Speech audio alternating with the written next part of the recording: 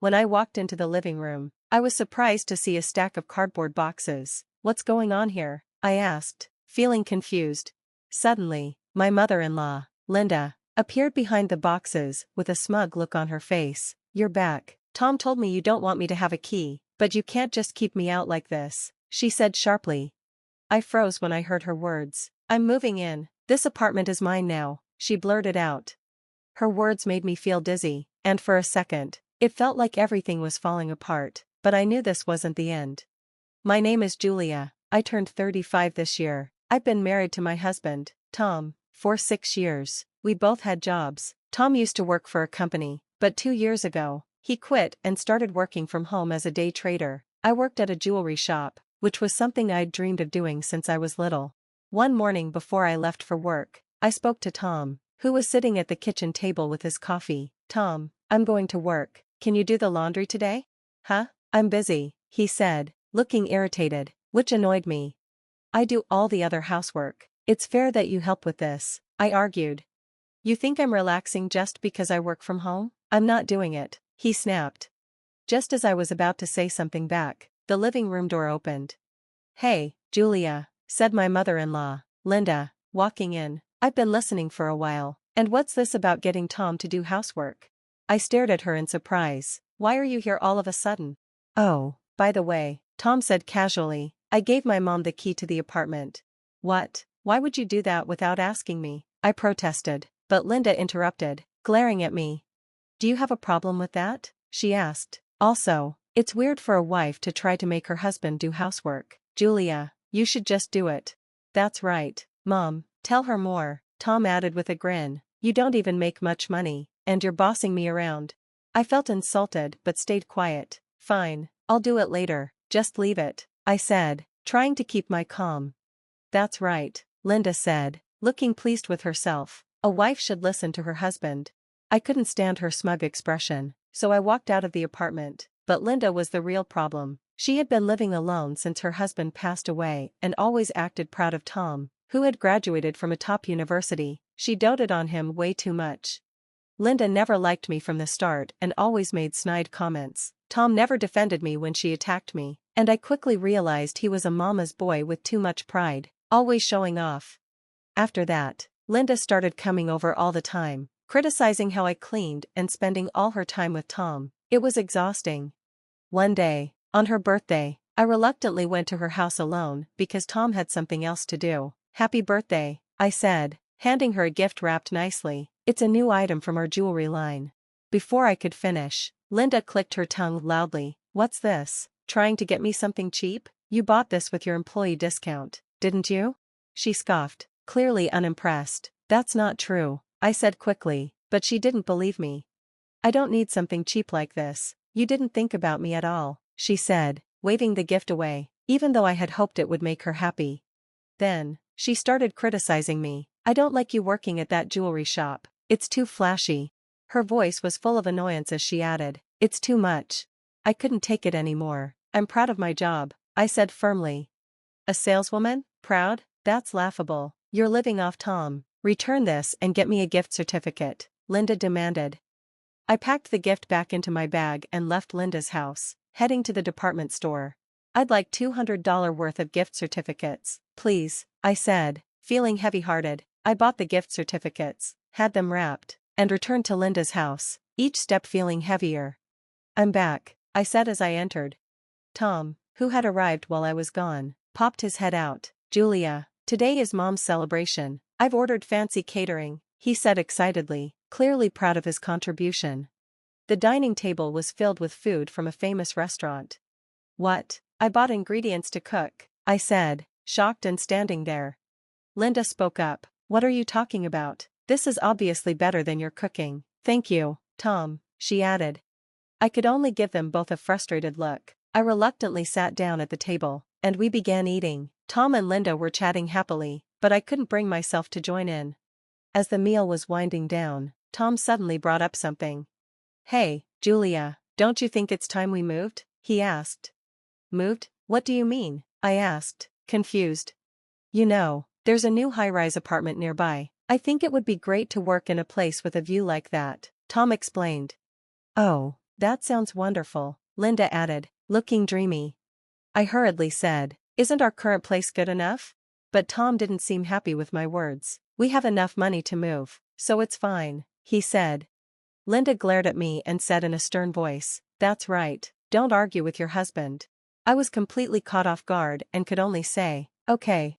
I told myself that if moving helped Tom with his work, it wasn't such a bad thing, and maybe not giving Linda a key when we moved would actually make things better. So, I agreed to move to the high-rise apartment. While we were handling the move, I said, Tom, I want you to promise me something. Can you not give your mom the key when we move? Huh? Why? He asked, looking puzzled. Because I can't deal with her constantly interfering. If you can't promise that, I won't go through with the move, I said, firmly. Tom thought for a moment, then put his hand on my shoulder. Okay, if that's what you want, I won't give her the key, he promised. Thank you, I'm glad you understand, I replied. Tom seemed really excited about the new apartment, and with his promise not to give Linda a key, I felt more at ease as we prepared for the move. A few months later, we finally moved to the high-rise. The location was perfect, the view was amazing, and the apartment itself was luxurious. For a while, Tom and I lived there alone and finally had peaceful, happy days.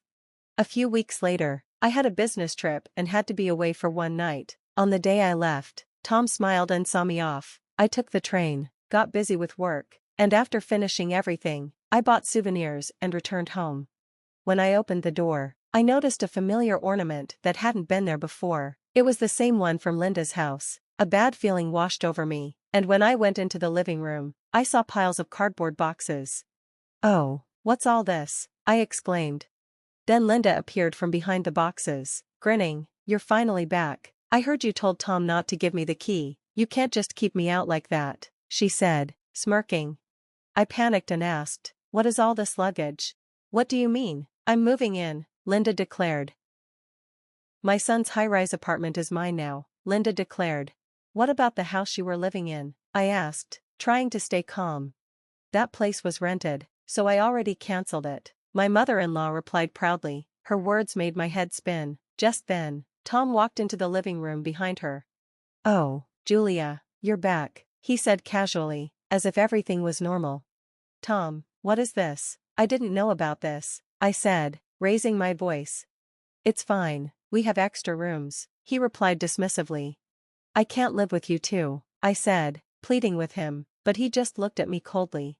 If you have a problem with it, you should leave, he said. That's right, Linda added. Tom and I are living here, so the one causing trouble should leave quickly. I couldn't believe they were doing this to me, after everything that had happened, and now they were telling me to leave. I gritted my teeth, but tried to stay calm. I understand, I'll leave, I said. If you understand, pack your things and go. I'll be curious to see how you manage from now on, Linda said, laughing. I packed my things while listening to her mocking laughter. Tom wouldn't even look at me, but I clearly told him, Tom, are you really okay with this? You'll probably come back soon, just cool off, he smirked. I left the apartment under their watchful eyes. A month later, I was relaxing in my new rented place when the doorbell rang loudly. Who is it? I asked. Hey, open the door now, came the angry voice. On the doorbell screen, I saw Linda's red face, with Tom behind her. I decided to let them in to avoid causing a scene. What can I do for you? I asked, trying to look troubled. Linda snapped. What do you mean? We have to leave that high-rise apartment. That place has already been sold, I said. Sold? Linda exclaimed. There's no way you could sell something that belongs to Tom. She glared at me. Something that belongs to Tom? I said firmly. That high-rise apartment is mine. I bought it. Linda turned to look at Tom, who was silent, pale, and avoiding her gaze. What's this? What do you mean? She asked him, her voice trembling. I sighed deeply and turned to Tom. Tom, didn't you tell her? I asked. Tom stayed quiet, not meeting my eyes. I turned to Linda, still confused. You called my shop flashy, but it's actually a well-known high-end jewelry brand. I'm also the designer and manager of the brand, I said. Manager? Linda gasped, her mouth wide open. That's why I've saved some money. By the way, the gift you said was cheap is actually worth over $110,000. I continued calmly. $110,000? Linda echoed in shock. I returned it just like you told me to. And the catering for your birthday was also paid for by Tom using my card, I added, glaring at my husband.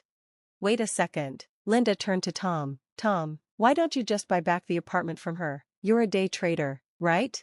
Tom stayed silent. I held back a laugh and turned to Linda. Tom doesn't have any savings.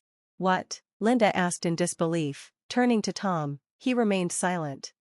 I calmly explained. He's lost a lot of money in bad trades. He should have no savings left from his old job. Isn't that right, Tom? That's not true, right? Linda said, grabbing Tom's arm and shaking him. Tom collapsed to the floor, as if his knees gave out. I thought if I moved to the high-rise and had a better view, I'd succeed in my work, he muttered, trying to explain. I glared at him. He spoke softly. I failed again. I don't even know if I can afford to live with Mom, let alone buy the apartment back. Linda panicked. What? She cried. I didn't answer her, just crossed my arms and turned back to Tom. So, you've been reckless with money? I asked coldly. I tried to support you because I thought that's what couples do, but you clearly had no plan, I continued. Julia, I'm really sorry, Tom pleaded, dropping to his knees. Please give me a chance to start over. Tom, what are you saying to this woman? Linda shouted, trying to get him to stand, but Tom yelled at her. Mom, if we don't do this, we won't survive, he cried. I turned to Tom, who was still begging, and spoke softly. Tom, lift your head. When he did, his eyes were full of hope. I continued gently. You were always told to get another job to help, but you never did. You never thanked me, and you never helped with housework. I'm sorry, Tom stuttered, looking pale. I ignored his apology. You took me for granted, told me to leave, and now you want me to help? This is too convenient for you, isn't it? That's not, he began, but I cut him off. I'm divorcing you. I want nothing to do with you anymore, I said coldly. Julia, Tom cried as he tried to grab me again, but I shook off his hand. Linda, watching the whole scene, cried out, Wait, what will happen to the apartment? That's not your concern anymore, I said, losing patience. Linda shrieked, What are we supposed to do now? Why don't you live happily with your beloved son? I replied sarcastically. Linda seemed to be in a daze. Tom, still hanging his head, stood up. I kicked him out. For a while, I could hear Linda causing a ruckus at the door, but it seemed to quiet down when other people came around. Afterward, Tom and Linda were left to live in a shabby apartment that looked like it might collapse. Tom had to work day and night to pay off the debt he'd racked up from his stock trading, and Linda, who had never worked, seemed to have to get a part-time job in a factory. I hope they understand the difficulties of earning money through hard work, but it's not my concern anymore. As for me, the jewelry business is doing great, and we're opening an international store. I bought a beautiful apartment for myself with the money from selling the high-rise, and I'm living a peaceful life now. I want to focus on my work and live my life happily.